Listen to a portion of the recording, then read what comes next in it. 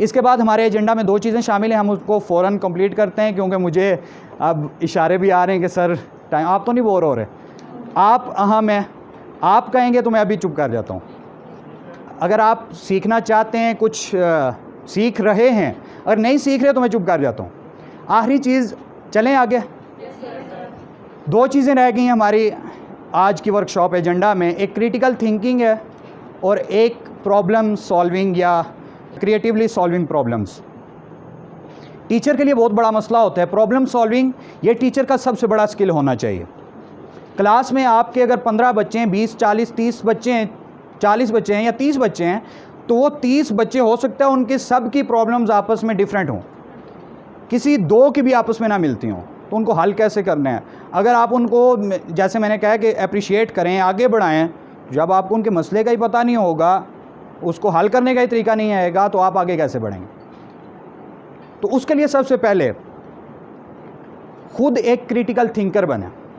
कैसे बने। टीचर जो लकीर का फ़कीर होता है वो उस्ताद नहीं हो सकता। जो लकीर का फ़कीर है वो उस्ताद नहीं हो सकता।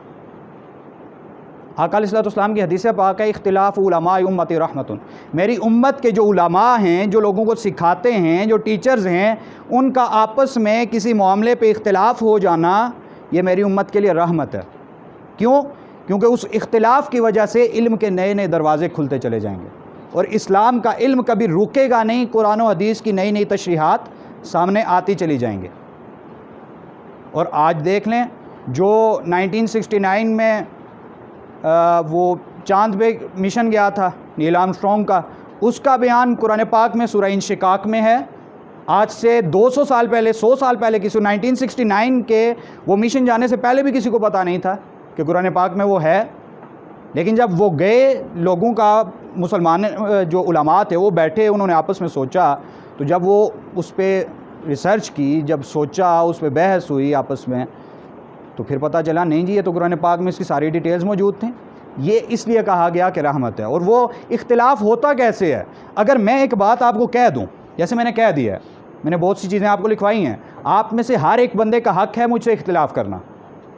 आप चाहे मेरे लेक्चर में से किसी एक चीज़ से भी इत्तेफाक ना करें, आपका हक़ है।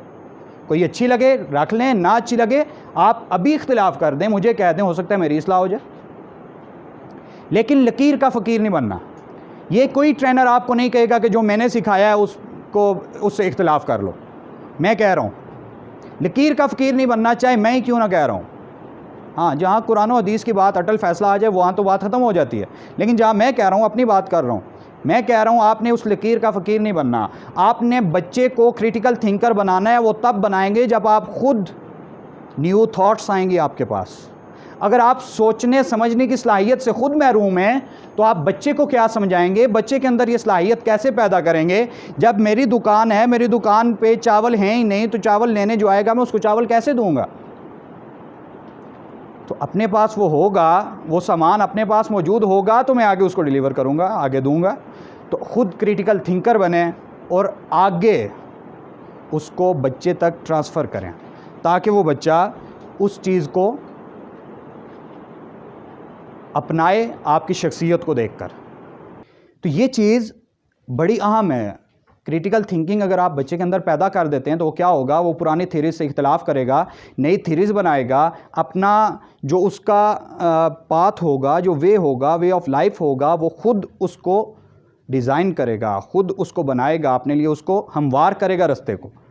लेकिन अगर आप उसे लकीर का फ़कीर बना देंगे तो वो कभी भी आगे नहीं बढ़ पाएगा। और इसके बाद है प्रॉब्लम सॉल्विंग। इससे पहले एक छोटी सी चीज़ है प्लानिंग। अपनी ज़िंदगी में प्लानिंग शामिल करें। प्लानिंग के लिए आपको एक रूल दे देता हूँ। इस रूल का नाम है 80-20 रूल। रूल का नाम लिख लें और तरीक़ाकार भी लिख लें। आपको प्रैक्टिस थोड़ी सी करवा देता हूँ। ये आपको सिर्फ टीचिंग में नहीं, ज़िंदगी की हर फील्ड में काम आएगा। पूरी ज़िंदगी को प्लान करते हुए काम आएगा। 80-20 रूल दुनिया का सबसे माना जाना वाला इस वक्त जो रूल है प्लानिंग के हवाले से, लाइफ मैनेजमेंट के हवाले से, टाइम मैनेजमेंट के हवाले से, सेल्फ मैनेजमेंट के हवाले से, जो दुनिया का सबसे इस वक्त बड़ा रूल चल रहा है वो है 80-20 रूल। 80-20 रूल का मतलब ये है कि आप अगर टीचर हैं, आप अगर अपनी लाइफ प्लान करना चाह रहे हैं, आप अपने 10 साल प्लान करना चाह रहे हैं, आप एक दिन प्लान करना चाह रहे हैं, सुबह उठते हैं तो आपने प्लानिंग करनी है मैंने आज सारा दिन क्या करना है, या रात को प्लानिंग करके सोते हैं तो आपने क्या करना है कि आपने लिस्ट बनानी है कि कल कौन कौन से काम हैं जो मैंने करने हैं, वो आपने लिस्ट बनानी है अपने पास। उस लिस्ट को बनाएं, अगर वो 5 हैं तो उसका 20% निकालें। 20% 5 का कितना होता है? मैथ्स का कोई टीचर है? 5 का 20% कितना होता है? 1। कितना होता है? 1। 10 का 20% कितना होता है? 2। आप वो 10 अगर आपने वो लिखी हैं कि आज मैंने कौन कौन से काम करने हैं, चाहे वो आपने स्टूडेंट के हवाले से लिखा है, क्लास के हवाले से लिखा है, स्कूल के, कॉलेज के, यूनिवर्सिटी के हवाले से लिखा है, या अपनी लाइफ के हवाले से लिखा है, इस मैनेजमेंट में आपको ये रूल फ़ायदा देगा कि आपने उसमें से 20% को प्रायोरिटी पे रखना है कि जो इन 5 कामों में से बिलफर्ज अगर मुझसे और कोई काम ना हो पाए तो मुझे कौन सा काम आज लाजमी करना है, उस एक काम को टॉप पे रखें और अपनी सारी मेहनत उस पे लगा दें। मिसाल ऐसे दूंगा कि अमेरिका का एक बिजनेसमैन है, वो कहता है मैं क्लाइंट डीलिंग करता था, मैं पहले एक दिन में 100 क्लाइंट्स को डील करता था जिनसे मुझे किसी से $50, किसी से $100, किसी से ज़्यादा प्रॉफिट आ जाता था। लेकिन फिर मैंने इस रूल को अपनाया, मैंने उन 100 की बजाय 20 क्लाइंट्स ऐसे निकाले, 20% ऐसा निकाला कि जिससे मुझे उन सब से ज़्यादा फ़ायदा हो रहा था और मैं उस 20% के ज़रिए उस 80% को अचीव कर रहा था। समझ गए मेरी बात? आप अपनी लाइफ में ये 20% ऐड कर लें कि 5 आपने टारगेट्स लिखें, उन 5 उनको प्रायोरिटाइज़ करें, उसमें जो सबसे टॉप पे होगा उनकी प्रायोरिटी देखें कि कौन सा पहले करना चाहिए और कौन सा लाजिम है, उसको करें और उसके थ्रू आप देखेंगे कि आप बाकी का जो 80% है वो भी अचीव कर रहे होंगे। क्यों? जब आपके पास प्रायोरिटीज़ नहीं होती, आपके पास तरजीहात नहीं होती, 3-4 काम इकट्ठे आ जाते हैं। मिसाल के तौर पे आपके एग्ज़ाम्स भी आ गए हैं, आपके कहीं कोई फैमिली में कोई शादी भी आ गई है, आपने कहीं टूर पे भी जाना है, आपने किसी दोस्त से मिलने भी जाना है, कोई बिज़नेस डील भी आ गई है, कोई स्कूल वालों ने भी बुला लिया है, तो अब आपको वहाँ पे देखना पड़ेगा कि कौन सा काम करने वाला है और कौन सा छोड़ा जा सकता है। ये 80-20 रूल है, इसको अपनी लाइफ में मैनेज कर लें। वापस आएँ क्रिटिकल थिंकिंग की तरफ। क्रिटिकल थिंकिंग जब तक पैदा नहीं होती, हम अगला टारगेट जो है प्रॉब्लम सॉल्विंग का, वो अचीव नहीं कर पाते। कैसे? प्रॉब्लम सॉल्विंग का जो टारगेट है वो हम अचीव नहीं कर पाते। क्यों? प्रॉब्लम सॉल्विंग के 4 दराजात हैं या 4 स्टेजेस हैं, वो लिख लें। सबसे पहले आपने अगर बच्चे की प्रॉब्लम सॉल्व करनी है तो क्रेडिबिलिटी पैदा करें, जो हम पहले बात कर चुके हैं। काबिल एतमाद बने उसके लिए कि वो आपको अपना प्रॉब्लम बता सके। अगर बताएगा नहीं तो सॉल्व कैसे करेंगे? सबसे पहले क्या करना है? काबिल एतमाद बनना है, ट्रस्टवर्थी बनना है, ट्रस्ट डेवलप करना है। इसके बाद जब आपका ट्रस्ट बन जाएगा तो आपने बच्चे से अपना एक रिलेशन, एक कनेक्शन डेवलप करना है। शुरू में आपने बात की थी शायद कि अब टीचर्स और स्टूडेंट्स में वो फ्रैंकनेस ज़्यादा हो गई है, पहले बिल्कुल सख्ती थी। मैं इन दोनों के हक़ में नहीं हूँ। पहले भी टीचर्स की गलती थी, अब भी टीचर्स की गलती है। तब गलती ये थी कि उन्होंने बच्चों से कनेक्शन बनाया ही नहीं था। अब गलती ये है कि उसको कनेक्शन को लिमिटाइज़ नहीं कर पा रहे। उन्हें ये नहीं पता कि मैंने किस बच्चे को कैसे हैंडल करना है। अगर वो बच्चा मुझसे ज़्यादा वो कर रहा है, फ्रैंक हो रहा है, तो मैंने कैसे हैंडल करना है। इसकी अलग स्किल्स हैं, अभी हमारे पास टाइम शॉर्ट हो जाएगा अगर उसकी डिटेल में गए। आपने कनेक्शन डेवलप करना है। सबसे पहले ट्रस्ट, फिर कनेक्शन। उसके बाद सबसे बड़ी चीज़ कि आपने उसकी प्रॉब्लम को समझना है। ये बोलने में बड़ी आसान बात लग रही है, प्रॉब्लम समझना है। डायरेक्ट समझाने पे, लेक्चर झाड़ने पे नहीं शुरू हो जाना, प्रॉब्लम को समझना है। एक टीचर थी, मैथ्स पढ़ा रही थी। मैथ्स पढ़ाते हुए वो बच्चे को कहती हैं, छोटी क्लास का बच्चा है, उसे कहती हैं बेटे अगर मैं आपको 1 सेब दूँ, फिर 1 सेब दूँ, फिर 1 सेब दूँ तो कितने हो जाएंगे? कितने बनते हैं? 3। बच्चा कहता है 4। 1 सेब दूँ, फिर 1 सेब दूँ, फिर 1 सेब दूँ, कितने हो जाएंगे? बच्चा कहता है 4। टीचर 3-4 बार पूछा, वो 4 ही जवाब दे। फिर उसने कहा अच्छा छोड़ें, आपका फेवरेट फ्रूट कौन सा? उसने कहा स्ट्रॉबेरी। उसने कहा अच्छा मैं आपको 1 स्ट्रॉबेरी दूँ, फिर दूसरी स्ट्रॉबेरी दूँ, फिर 1 स्ट्रॉबेरी दूँ, कितनी हो जाएंगी? उसने कहा 3। उसने कहा अच्छा फिर मैं आपको एक सेब दूँ, फिर एक सेब दूँ, फिर एक सेब दूँ, कितने हो जाएंगे? कहता है 4। बता स्ट्रॉबेरीज 3 हैं तो सेब क्यों 4 हैं? कहता है मैम मैंने वो भी तो गिनना है जो बैग में पड़ा हुआ है, जो मैं घर से लेके आया हूँ मैंने उसे भी तो गिनना है। तो ये क्या था कि टीचर प्रॉब्लम सॉल्व कर रही थी बगैर समझे। पहले समझें और उसके बाद फिर आगे समझाने की कोशिश करें। जब समझेंगे फिर समझाएंगे तो इसका फ़ायदा ये होगा कि आपको बच्चे की पूरी प्रॉब्लम का पता होगा और वो बच्चा आपको पूरा मसला बता भी देगा और आप उसका मसला हल भी कर देंगे। इसके बाद हमारा आज का एजेंडा जो था वो कंप्लीट हो चुका है। इससे मुतल्लिक किसी का कोई क्वेश्चन हो किसी के माइंड में? क्वेश्चन ये है कि बहुत अच्छी लगी आपकी, तो टीचर कैजुअल नहीं होना चाहिए, ही शुड बी प्रोफेशनल। बहुत अच्छी बात है, प्रोफेशनल होंगे तो आप कॉन्फिडेंट होंगे, आप अच्छी तरह डिलीवर कर सकेंगे। जितने भी आपने मिनट्स बताए हैं ये सारे कुछ चीज़ से लिंक करते हैं, ये बहुत अच्छी बात है। बिल्कुल, वेरी गुड। Thank you. इसमें एक चीज़ मैं ऐड करना है, जी ज़रूर। कल्चरल वैल्यूज़ है उस पर आपने कवर नहीं किया। कल्चरल वैल्यूज़ हैं, they are very different and they are very much influent in our organization, in our area, because you belong to Color City. I am not aware about this. And cultural values are very important. And we have very different culture in Color City, and as compared to that, in Sar Subhasha, very different culture. Exactly. That culture values, that should be well known to teachers. देखें I think so. इस sir ने एक बात की है कि हमने cultural values पे कोई चीज़ ऐड नहीं की, तो मैं इस पर एक रिक्वेस्ट करना चाहूँगा। मेरा ये नुक्ता नज़र है, मैं पहले भी कहा कि इख्तिलाफ़ हर बंदे का हो सकता है। मेरा ये नुक्ता नज़र है कि जो आपका कल्चर होता है ना, जो आपकी रिवायात होती हैं, जो तहज़ीब होती है, टीचर को तो उनका पास रखना चाहिए। ये तो उस ज़ाहिर बात है, जब मैंने कहा कि बच्चे के लिए ऐसा बने कि वो बच्चा आपको देख के इंस्पायर हो, तो तब ही होगा जब अगर आप उसकी रिवायात के ख़िलाफ़ जा रहे होंगे तो आपसे इंस्पायर नहीं होगा, वो कहेगा ये क्या कर रहा है।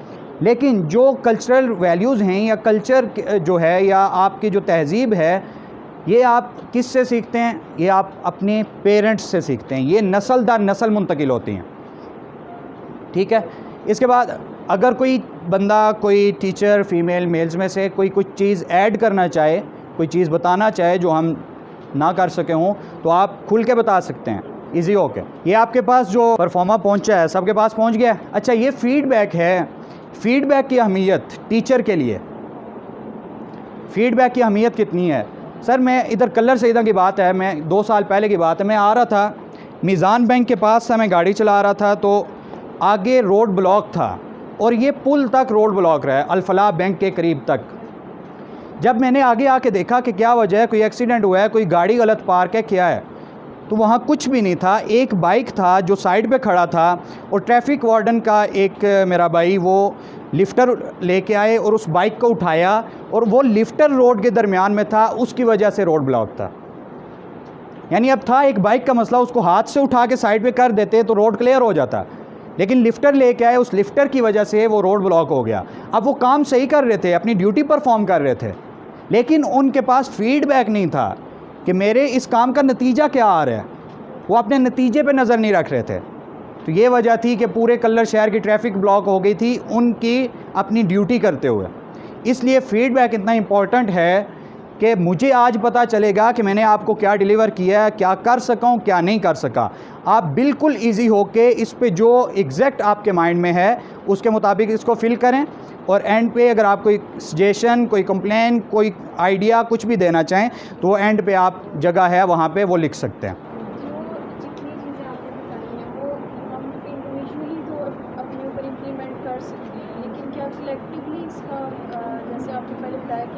प्रोफेशन को वो जो उसका मकाम है वो मिल सकेगा जो टीचिंग प्रोफेशन पाकिस्तान में? देखें, आपने जो कहा कि इंडिविजुअली हम उसको अपना सकते हैं और कलेक्टिवली उसका क्या होगा, तो वो मैं ये समझता हूँ कि यहाँ सिर्फ टीचर्स की ज़िम्मेदारी नहीं बनती, यहाँ इदारों की ज़िम्मेदारी बनती है।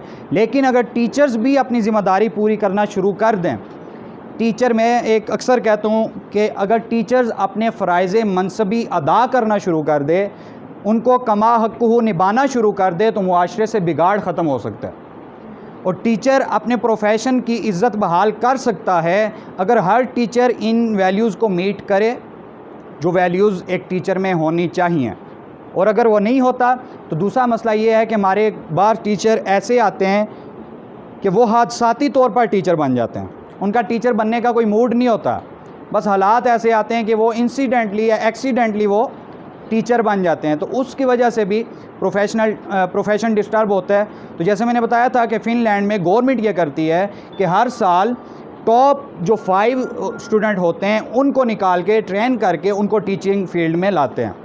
तो अगर ये किया जाए, और ये ज़ाहिर बात है अपर लेवल से भी करना चाहिए, लेकिन हम वही जैसे उन्होंने बात की थी कि शिकवाए जुल्मत शब से तो कहीं बेहतर था अपने हिस्से की कोई शम्मा जलाते जाते। हम अपने हिस्से की शम्मा जलाएंगे, अब जिसके जी में आए वही पाए रोशनी, हमने तो दिल जलाकर सरे राह रख दिया है। हमने तो जो कुछ था मेरे माइंड में था, जो मैं सीखा था वो मैंने सब कुछ आपके सामने रख दिया है। अब जो सीखना चाहेगा वो सीखेगा, इख्तिलाफ़ का हक़ रखते हुए। जो अच्छा लगे उसको सीखें, जो ना अच्छा लगे मुझे बता दें ताकि मैं सीख जाऊँ। तो ये अब आप पे डिपेंड करता है कितना सीखते हैं, कितना इम्प्लीमेंट करते हैं, कितना आगे बढ़ते हैं। अब मैंने वो लतीफ़ा सुनाया था कि बाज़ औक़ात आपकी सारी मेहनत ज़ाया हो जाती है। फॉर्म फिल कर लिया साहब ने? काइंडली वो नोट निकालिएगा जो मैंने आपको शुरू में वो स्क्वीज़ करवा के रखा था बैग में, वो निकालें सब, उसको इन्वेलप से बाहर निकालें, इन्वेलप से बाहर निकाल लें, उसको अभी सीधा नहीं करना, जैसे है वैसे ही रहने दें। सर इधर मेरा नोट पड़ा होगा बैग में, वो दीजिए।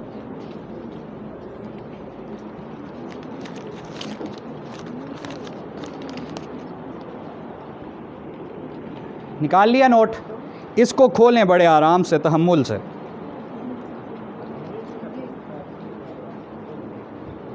ये कितने रुपए का नोट है? सारे बताएं ये कितने का है? इसकी वैल्यू कितनी है? 10 रुपीज़ है ना, वैल्यू कितनी है? जब हमने इसको स्क्वीज़ करने से पहले इन्वेलप से निकाला था तब इसकी वैल्यू कितनी थी? तो आपको आपका मुआशरा, आपकी सोसाइटी आपकी मेहनत पर कितना ही पानी क्यों ना फेर दे, कितना ही स्क्वीज़ क्यों ना करके आपको दबा क्यों ना दे, आपको कहीं गड्ढे में क्यों ना फेंक दे, आपको इन्वेलप में रख कर बैग में डाल के कहीं फेंक ही क्यों ना आए, लेकिन अगर आपके अंदर वैल्यू होगी ना, अगर आपके अंदर वो चीज़ है जो आपकी है, जो आपकी पहचान है, तो ये स्क्वीज़ करना और ये इसको दोरा चोरा करके फेंक देना और बिल्कुल ऐसे कर देना, फिर भी जब आप सीधे होंगे ना, मेहनत करके उठेंगे, आपकी वैल्यू उतनी ही होगी जितनी पहले थी। इस वजह से अगर कोई स्टूडेंट आपको ये कह दे और ना 10वीं रियाजी पढ़ा लगाई, तो आपने परेशान नहीं होना, बल्कि इस नोट को अपने पास रखें, इसी इन्वेलप में डालकर इसको खर्च नहीं करना। ये नोट इंशाल्लाह आपको सारी ज़िंदगी याद कराता रहेगा कि जब आपको कहीं धक्का लगेगा, जब ठोकर लगेगी, जब गिरेंगे, तो फिर उठ के चलने का हौसला ये नोट आपको देगा इंशाल्लाह। बहुत शुक्रिया।